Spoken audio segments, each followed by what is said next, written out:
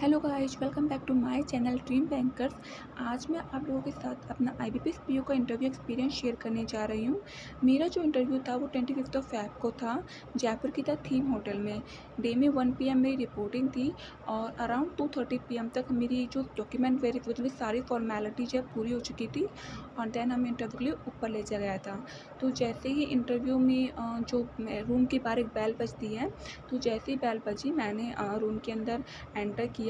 Then मैंने सबको greet किया एंड देन सर ने मुझसे बोला please remove your mask and then मैंने अपना मास्क रिमूव करा एंड सर का जो फर्स्ट क्वेश्चन था वो था कि टेल मी अबाउट योरसेल्फ।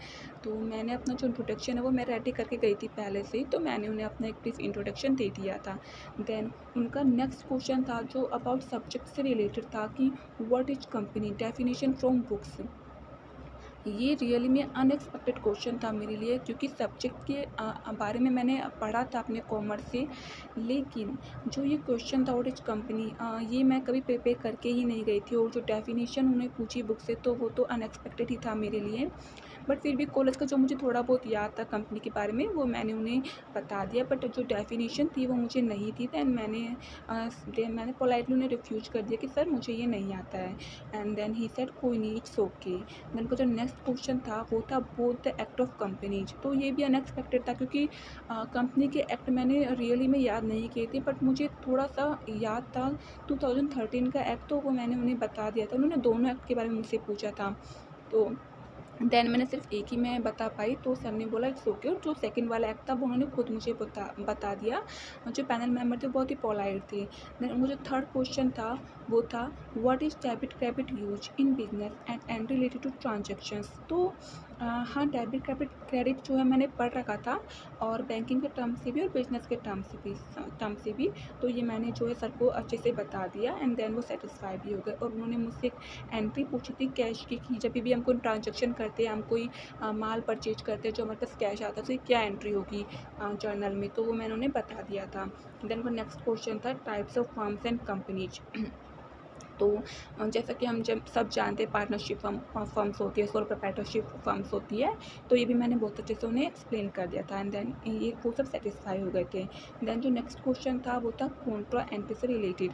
तो ये काफ़ी बार क्वेश्चन पूछा गया है इंटरव्यू में, रिपीट भी होता है काफ़ी टाइम, तो ये मैंने बहुत अच्छे से उन्हें समझा दिया था एंड उन्होंने बोला ठीक है। देन उनका नेक्स्ट क्वेश्चन था what is balance sheet and what is profit and loss account. तो ये भी मैं अच्छे से प्रिपेयर करके गई थी, तो ये मैंने उन्हें अच्छे से बता दिया था।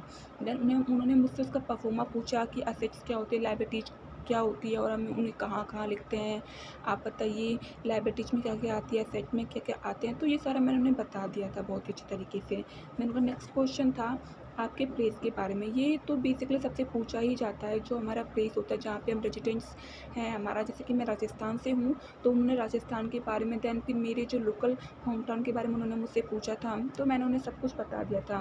कुछ क्वेश्चंस थे जो मैं नहीं बता पाई, लाइक कि आपके जो रीजन में कितने डिवीज़न हैं, जो कि मुझे रियली में नहीं पता था, तो मैंने ये नहीं बता पाई मैं।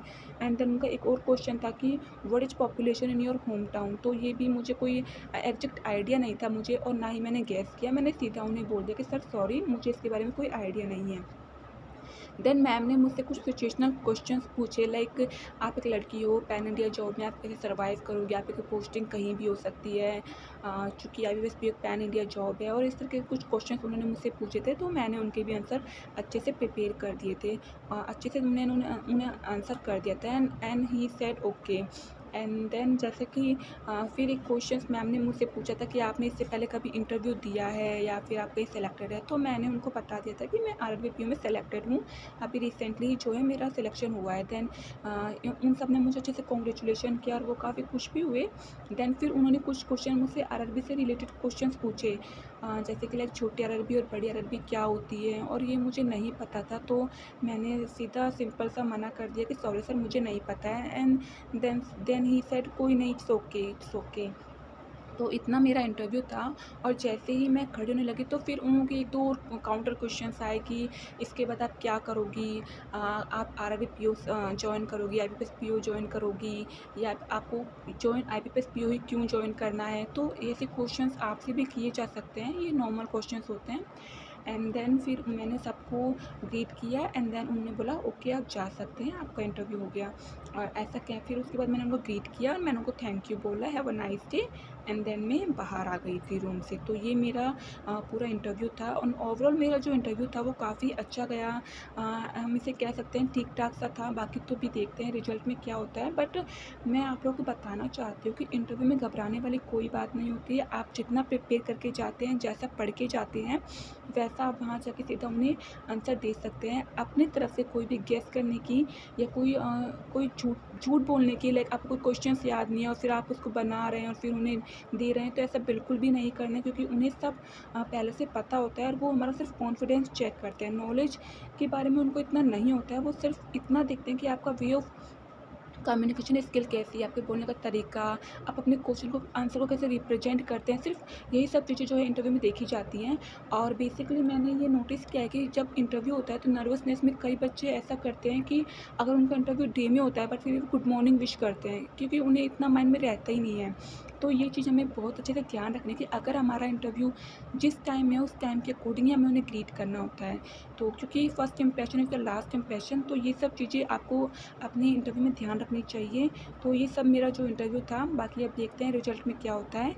And please stay connected with me for my final result. Thank you guys.